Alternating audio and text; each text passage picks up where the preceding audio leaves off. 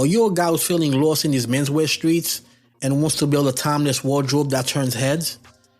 If you're not in agreement, then I want to link with you for a complimentary Step Up Your Menswear Discovery Call. In this informative 20-minute session, I'll dissect your current fashion choices and identify where you might be missing out on opportunities to enhance your style game, all while staying true to classic menswear principles. Whether you're a professional, a businessman, or simply someone seeking to upgrade your style game, the Step Up Your Menswear Discovery Call is tailor-made for you. Book a slot on my calendar today by going to I'mNotAGentleman.com and click on the Work With Me tab. Peace. I'm Not a Gentleman is a production of ChaseandRider.com. I read somewhere that two things that you should never cheap out on is your bed and your shoes, because if you're not in one, you're in the other. I fully agree with that. Don't cheap out on your shoes, man. Not a good look.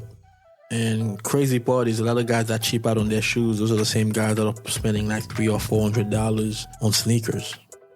I mean, make it make sense, man.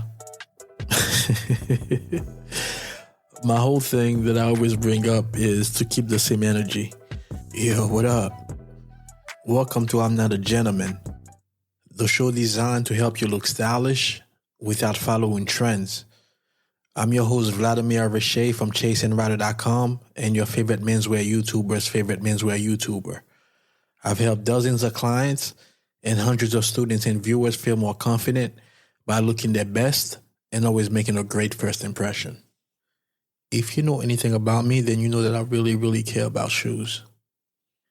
Whenever I'm talking to a client, even if they come to me with a problem regarding their suits, I also want to know what their shoes are looking like, because to me, it always starts with the shoes.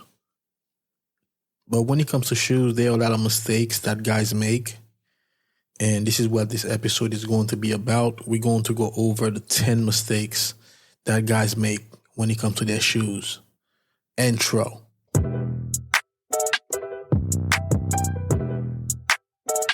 Back in that bag again. Whoa. So you guys know I love to do countdowns, and this episode is no different.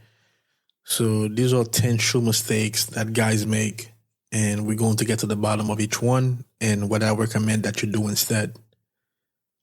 Number 1, not understanding how a shoe should fit. This one is very important, man, because feet are very, very tricky. No two people have the same exact feet. So you might be seeing somebody wearing a pair of shoes and you ask them, where did they get the shoes from? They give you all the information and you assume that just because you know your size, that the shoe is going to fit you. Doesn't always work that way. Now, there's something called a last. If you're not familiar, the last is the piece of wood that the shoe is shaped on. Or should I say it's the piece of wood that the shoe is shaped after. So for a shoe to have its shape, they have to stretch the leather over the last. So shoemakers have many different lasts. So if you like round-shaped shoes, that means that shoe is going to be stretched over a round last. If you like more of a soft square, same thing, the last is going to be a soft square last. So the last is extremely important because, once again, that's what gives the shoes characteristics as far as the shape. But the thing is, there's a good chance that not every last is going to work with your feet, even if you are buying the right size. And that's something that took me a while to really realize. The good thing with me, I did get lucky early on because my feet are really weird, right? So I have a high instep, which is the top of your foot, and I also have flat feet. Typically, you don't really find those two combinations because one of the reasons why you may have a high instep is because you have a high arch. But in my case, I have flat feet, so definitely do not have a high arch, but at the same time, I do have a high instep. But luckily for me, most of the shoes that I was getting in the beginning did fit me pretty well, except for one brand, which is Vash, a brand out of Hungary, which I really, really like. But their shoes didn't fit me well at all. But I didn't know it was because my feet just didn't work with the last. I just kept on thinking that I was getting the wrong size.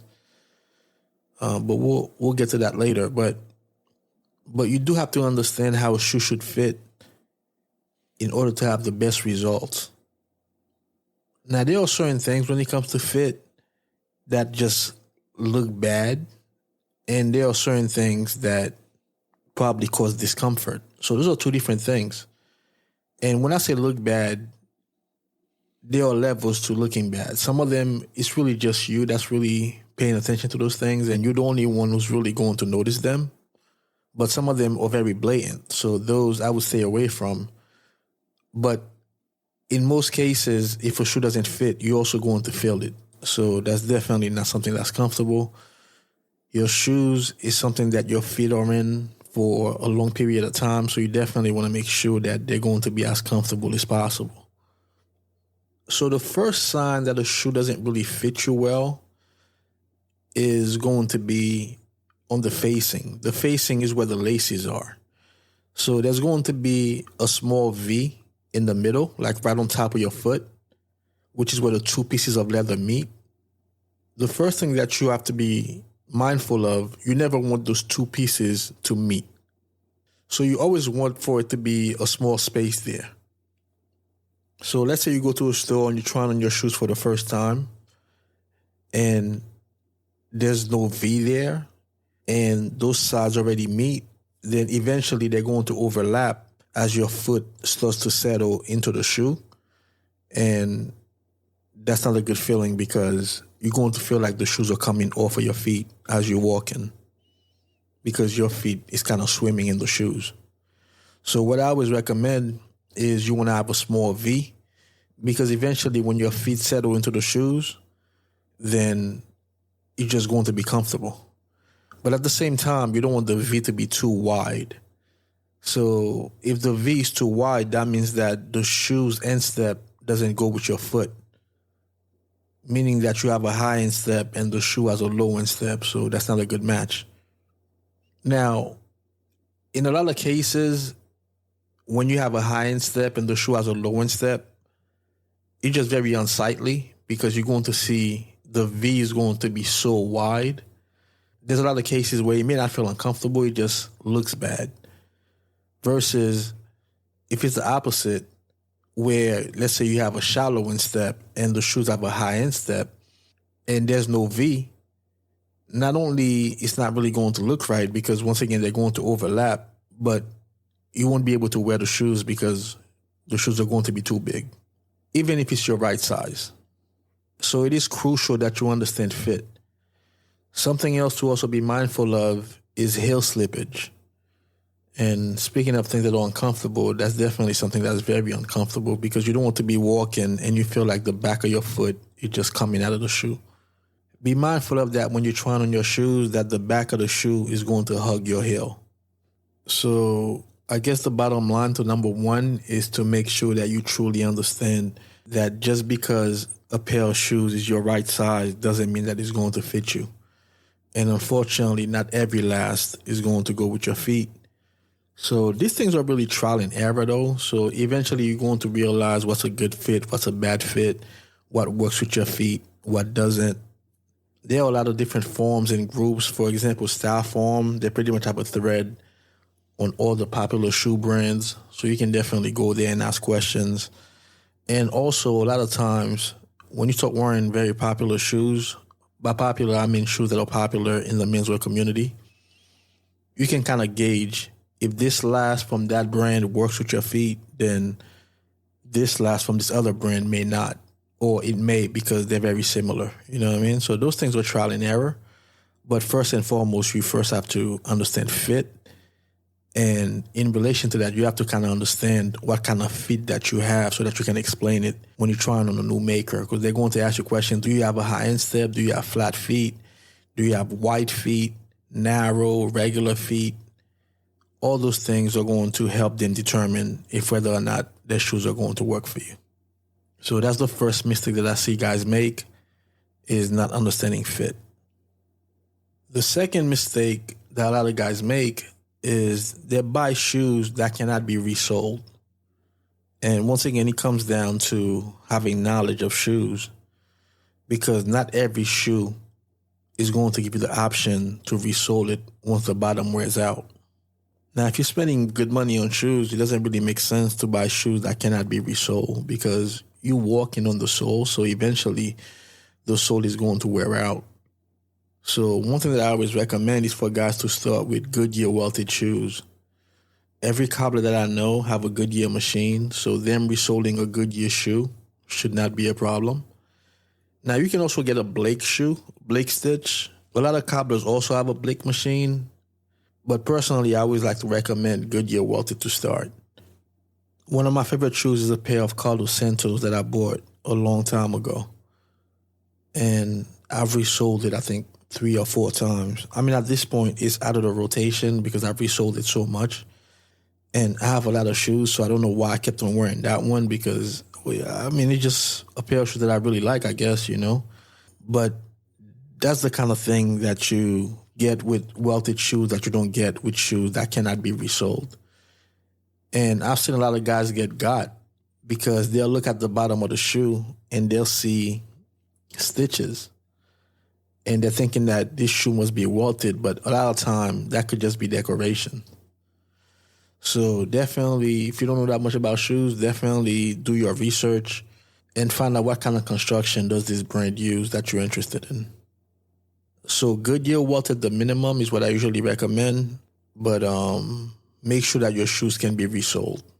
Because the upper, if you take care of it, which we'll talk more about later, it should last you a while, but the sole are going to be the first thing to go.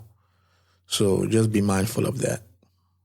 The third mistake that I see guys make, which is kind of incredible to me, but is not taking care of their shoes. It's crazy, man, because sometimes guys will spend good money on their shoes and still not take care of them. Doesn't really make any sense, man. You take care of your shoes, the shoes are going to take care of you. And when it comes to shoes, they're made out of skin. Leather is a skin, so if you don't take care of it, how do you expect it to last? It's like never putting lotion on, you know what I mean? So it's the same way you have to moisturize the shoes and you have to take care of them, man. For example, polishing your shoes. Some guys never polish their shoes. Now, personally, I like to polish my own shoes. I like the satisfaction that I get from it. And also, I find it therapeutic. And you can also do it while you're doing other things because shining your shoes can take a long time. So I usually do it while I'm watching TV or listening to a podcast, while I'm doing other things where my hands are free. So it's definitely something that I look forward to doing. And by the way, you don't have to take care of your own shoes. You can take it to a cobbler. Maybe they have a shoe shining service. If you live in a big city, you might be able to find people that shine shoes. I know New York, like in the subway station, sometimes you find them. But whatever you do, man, you should be taking care of your shoes. Personally, I do like to mirror shine my shoes, but you don't have to go to that extent if that's not your thing. But you still want to definitely moisturize the shoe. Use something like Sapphire Renovator and use some cream polish. Because once again, leather is a skin, so it gets dry. So you just want to make sure that you're moisturizing it. If you happen to get caught out in the rain and the shoes get wet, when you get home, you want to insert newspapers in the shoes overnight. And that's the best way to draw out the moisture, you know. But just make sure you're taking care of your shoes, man. Very, very important. Now, speaking of taking care of your shoes, the fourth mistake that a lot of guys make is not using shoe trees. That's crazy to me. Shoe trees play a major part in extending the life of your shoes. The first role that the shoe trees play is minimizing the creasing that's going to happen naturally as you wear your shoes. It's funny, man, how the shoes be looking brand new and you're like, oh man, these shoes are crazy, and then you wear them the first time and you're going to find some creases in the shoe. And there's really nothing that you can do about that. It's just the natural progress of wearing your shoes. Now, going back to number one, understanding fit. If it's a really, really bad fit, then you might get some extra creases in spots where there shouldn't be. So that could be a sign that the shoe doesn't fit well. But if we're talking about shoes creasing at the vamp, that's natural, man. That's going to happen because when you walk, that's where the shoe's going to flex. So what happens is when you get home and your feet are no longer in the shoes, You want to put your shoe trees in there so that the shoe stretches out. But the second part that a shoe tree plays is that it wicks moisture from the shoes. So like I was saying, if you get caught out in the rain, you do want to put newspaper in the shoes because that's going to get rid of the moisture a lot faster. But if it's just natural sweat that accumulates over the 8 hours or 10 hours that you're wearing the shoes, putting shoe trees in the shoes overnight is just going to take care of that. But at the same time, it does depend on the kind of shoe trees. So the best shoe trees are going to be natural shoe trees, meaning that they have no paint over them. That's going to draw the moisture a lot faster. Now, I have used shoe trees before that are painted, even though they do work well, but the natural ones are going to be your best bet. And one thing that I always recommend to guys, man, when you're buying shoes and the shoemaker offers lasted shoe trees, meaning that the shoe trees were made on the same last as the shoe, always get those, man. It's crazy to me that guys are buying $500 shoes, $600 shoes, but they don't want to fork an extra $100 to get the lasted shoe trees. When you're buying shoes, you should include the price of the shoe tree in your budget. So if you're thinking of buying a pair of shoes for $600 and that's your top budget, and the shoe trees cost an extra $100, maybe you should get yourself a $500 pair of shoes. That way you can afford the shoe trees that come with it. So the shoe trees are very, very important, and I always recommend that guys get the lasted shoe trees that come with the shoes if the maker offers them. The fifth mistake that a lot of guys make when it comes to shoes is shying away from suede shoes. Suede shoes have been my first love for a long time, man. When I first started to get into shoes, I was automatically attracted to suede shoes. And one thing about suede, it definitely puts you on another level because most guys don't wear suede shoes. One misconception that I hear all the time is you shouldn't wear suede shoes when it's raining. And this is probably the biggest BS because suede shoes are actually made for the rain. I mean, the last thing you want is to be wearing your regular leather shoes in the rain. So suede shoes, all you have to do is spray them with some waterproof spray and you're good to go. You just have to do that maybe once every 4 weeks or so, once a month. And what's going to happen is the rain or whatever liquid it is just going to beat right off the shoe. You can't do that with regular leather. As much as I love grain shoes, you can't do that with grain shoes. And another beauty of suede shoes is you don't have to shine them. So if you do get some stain on them, there are ways to take care of them. There are erasers where you can erase some of the stain and you can brush it out. But as far as regular maintenance, or should I say as far as regular polishing, you don't have to do that with suede shoes at all. Suede shoes are very resilient, and it's just something that I really, really love, man. When I went to the trunk show that took place in New York a couple weeks ago, and we did a shoe circle picture, I was wearing my suede shoes, man. So suede shoes, highly recommended, and you shouldn't be shying away from suede shoes. Now, are they as formal as regular leather shoes? No. So I wouldn't wear suede shoes to somebody's wedding or more somber event. But on your day-to-day of wearing a suit, going to church, going to work, going to hang out, whatever the case may be, then I would highly recommend suede shoes.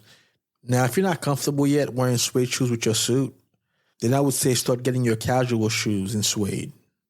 So if you like loafers and you wear those casually, then start getting suede loafers.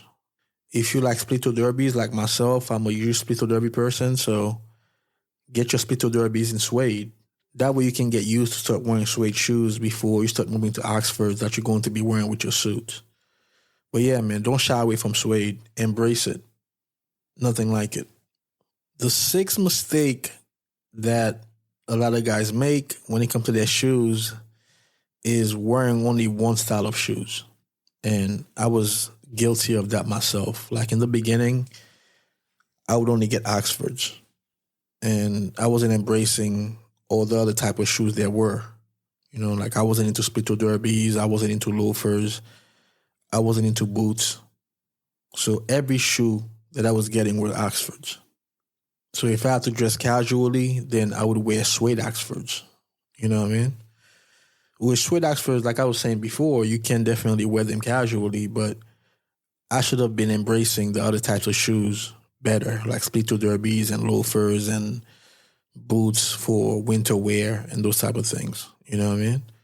I was just getting different type of Oxfords instead of getting different types of shoes.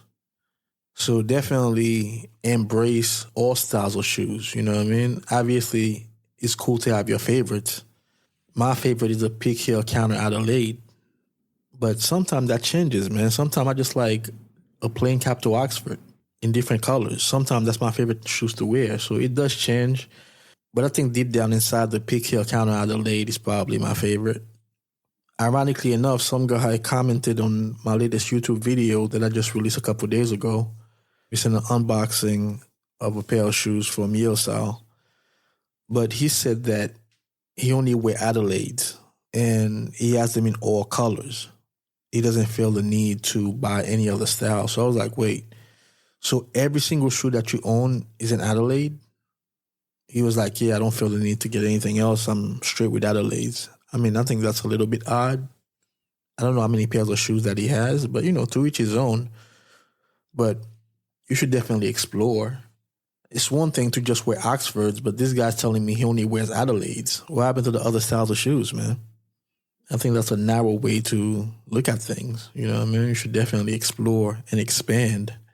Even me, like I said, I was closed-minded in the beginning, but I knew I should have different types of Oxfords, not just one style. I don't know. I mean, maybe it's me, but I thought that was a little bit odd. But in this case, I'm saying don't only just get Oxfords. Start getting all types of shoes. The 7th style mistake that a lot of guys make is not knowing the difference between an Oxford and a Derby. I must admit, I didn't know the difference myself early on. I've spoken about this before, but the Oxford is going to have a closed lacing system versus a Derby is going to have an open lacing system. So the Oxford is the dressier option of the two, although, like I was saying, most men can't really tell the difference. But it's very important that you do know that there is a difference. In most cases, when you're wearing a suit, especially a formal suit, you should only be wearing those with Oxford shoes, versus derbies are made for more casual wear. Now, I do wear my split-toe derbies with suits, but I really wear them with more casual suits like flannel, corduroy, tweed, those type of suits. You know what I'm saying?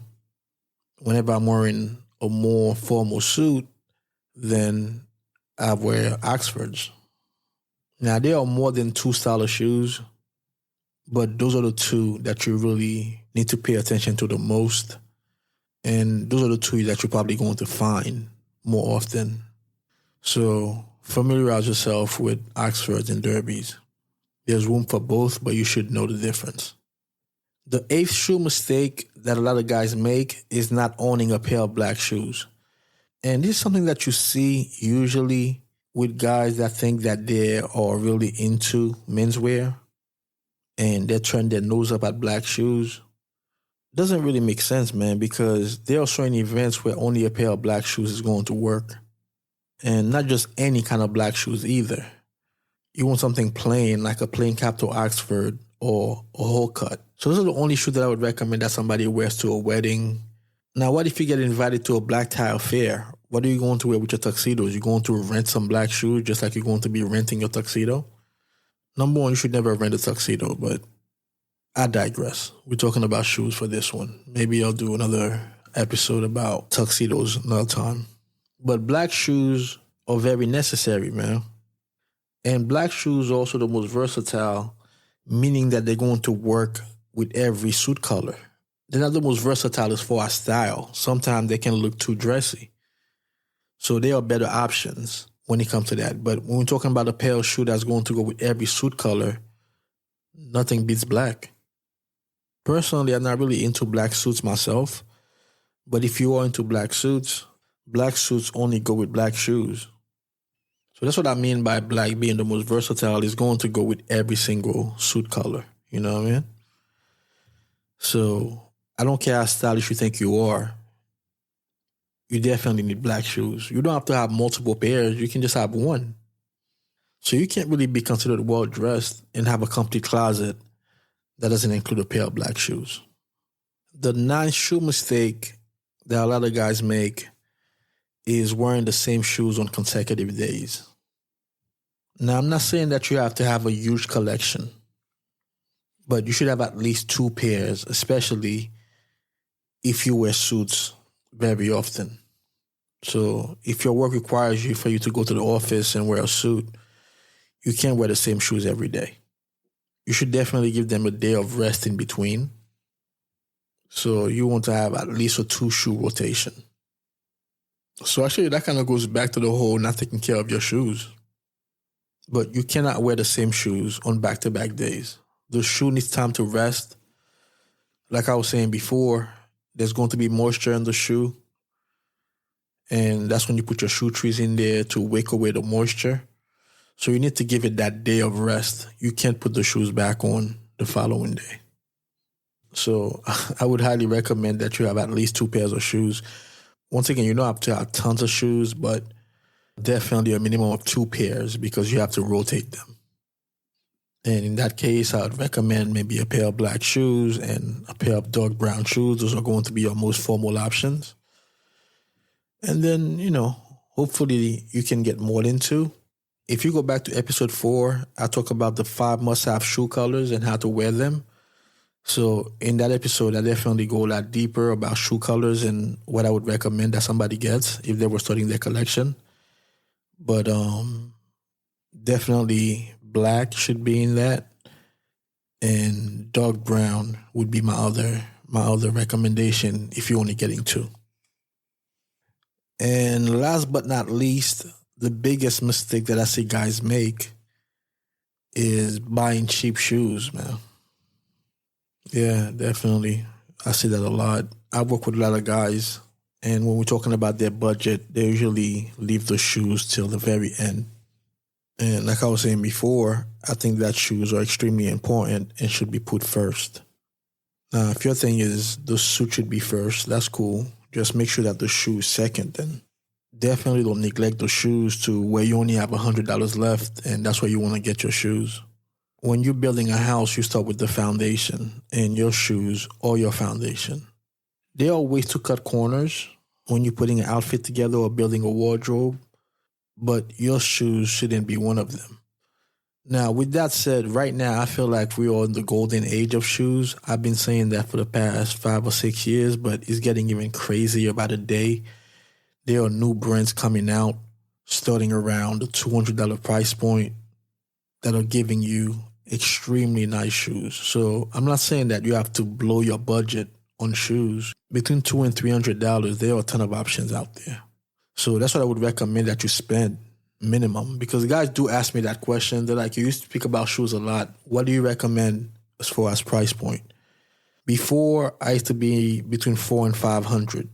I think that's a pretty good price point to start at. I still think that's a really, really sweet price point. There are a ton of options that open up to you once you go up to that budget, but you don't have to. It just really depends on what you're looking to spend. But between $200 and $300, there are a ton of options these days that are available. So I'll be making another episode on the brands that I recommend, let's say under $300.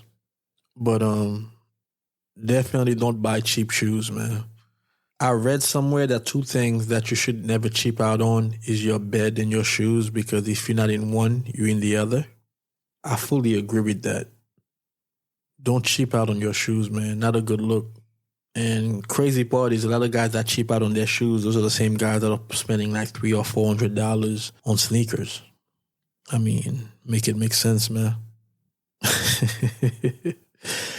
My whole thing that I always bring up is to keep the same energy.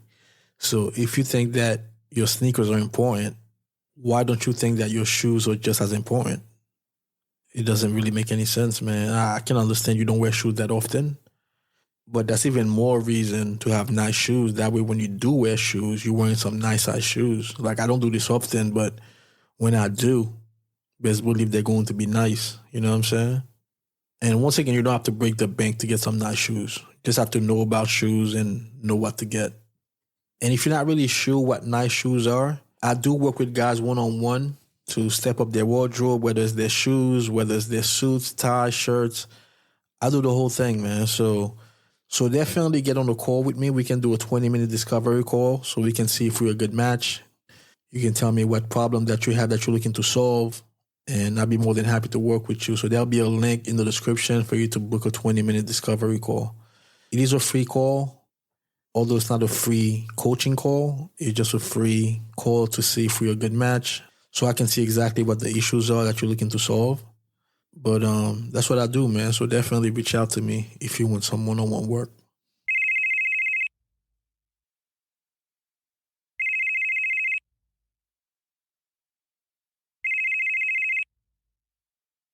So this is the part of the podcast where I answer your questions. If you want to participate, all you have to do is go to I'mNotAGentleman.com, click on the microphone on the lower right corner, tell me your name and where you're calling from, and you can ask your questions for a chance for it to be answered live on I'm Not a Gentleman. Let's get to today's question. Hey, Vladimir. My name is Adam, and I'm from Toronto, Ontario. I had a quick question for you. I have a formal wedding coming up, and I'm looking to wear a double-breasted suit. And I'm wondering if it's appropriate for the occasion. I'll most likely be the only guy with a double-breasted suit, which will no doubt attract attention and comments, especially given this crowd. Given that this isn't my day and I shouldn't be taking attention away from the bride and groom, is a DB appropriate as a wedding guest? Thanks for your help. So that's a good question, and I'm sure that a lot of other guys are thinking the same. This happens to be a topic that I am very passionate about. Although with this one, I'm a little bit torn when it comes to the answer. So my thoughts on weddings are as follows. I feel like when it comes to weddings, it's very important that your goal is not to stand out.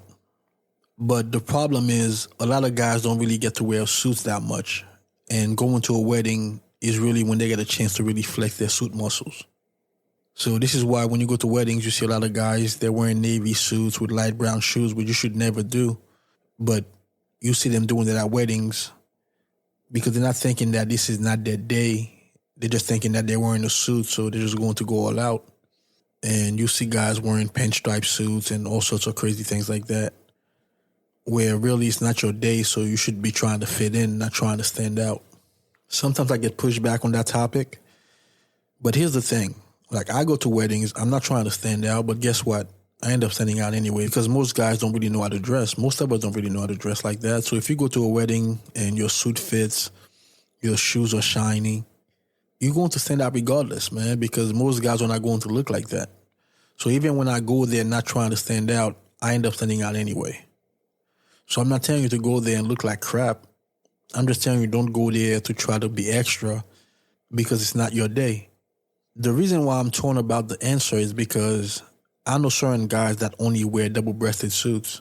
And that's because depending on your body shape, if you're a wider guy with a bit of a belly, a double-breasted suit is going to flatter your body a lot better than a single-breasted suit. So in that case, should I tell them to go get a single-breasted suit just to attend a wedding? That's the part I'm not really too sure about. But if you're not one of those guys and you have single and double-breasted suits in your closet, then I would say you should not wear a double-breasted suit to a wedding. Because without a doubt, a double-breasted suit stands out more than a single-breasted counterpart. So in that case, I would definitely recommend that you just stick with a single-breasted suit. Anything that's going to bring extra attention to itself, I would say no to. For example, a bow tie is definitely going to stand out a lot more than a regular tie. Brown shoes, stay away from those. So I feel the same way about a double-breasted suit versus a single-breasted suit. So this is how I feel about that situation. Just stick to a single-breasted suit if you have that option. So this was my episode on the top 10 shoe mistake that I see a lot of guys make. And tune in again next week for another fire episode of I'm Not a Gentleman. Peace.